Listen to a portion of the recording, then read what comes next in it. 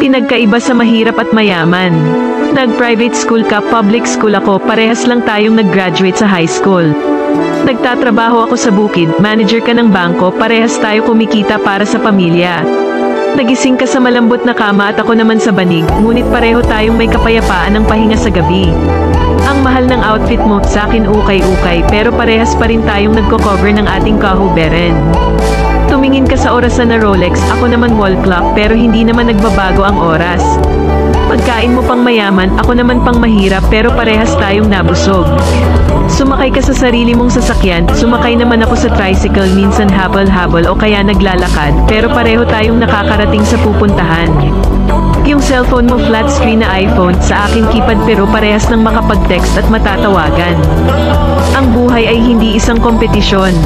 Ang kaligayahan ay hindi nagmumula sa lahat ng bagay. Maging masaya tayo sa kung anong meron tayo ngayon. Kasama ang mga mahal sa buhay at walang mga sakit, walang permanente sa mundo, lahat nagbabago, lahat nawawala. Kaya kung anong mang meron ka ngayon ay enjoy mo lang. Lahat ng bagay ay hiram lang, maging ang ating buhay. Maging mabuti sa lahat ng walang dahilan. Maging mapagkumbaba, piliin ang kapayapaan, katahimikan ng puso't isipan. Minsan lang tayo may pagkakataon mabuhay sa mundo. Piliin nating maging masaya at walang tinatapakang ibang tao.